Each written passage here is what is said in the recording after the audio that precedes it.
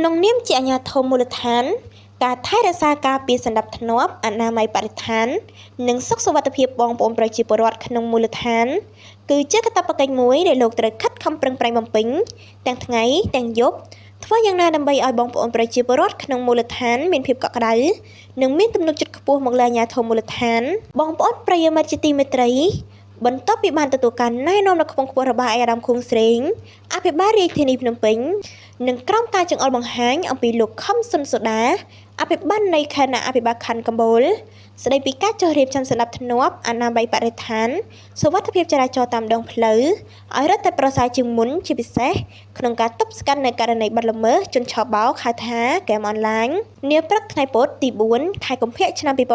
2026លោកអភិបាលរងគុណច័ន្ទសុភារីតំណាងឲ្យលោកខឹមសុនសូដា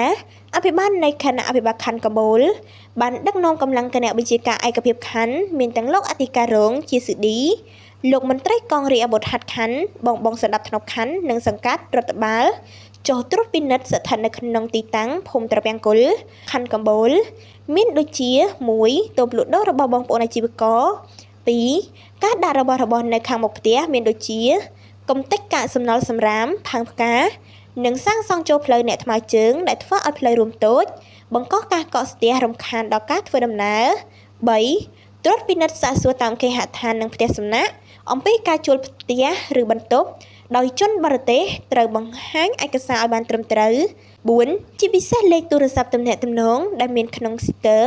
សម្រាប់តាក់ទងទៅនឹងមន្ត្រីរដ្ឋបាលនិងអធិការនគរបាលខណ្ឌលោកបានចុះជួយអន្តរាគមន៍នៅបទល្មើសគ្រប់ប្រភេទបានឆាប់រហ័សទាន់ពេលវេលាជាចុងក្រោយនេះលោកអភិបាលរងគុណសុភារីតំណាងឲ្យលោកខឹមសុនសូដាអភិបាលនៃគណៈអភិបាលខណ្ឌកំពូលលោកបានស្នើសុំដល់អាជីវករទាំងអស់ដែលកំពុងតែប្រកបអាជីវកម្មតាមចិញ្ចើមផ្លូវ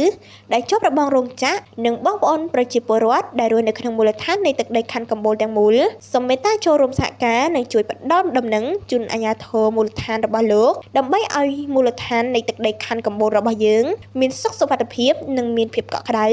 គ្រប់ទី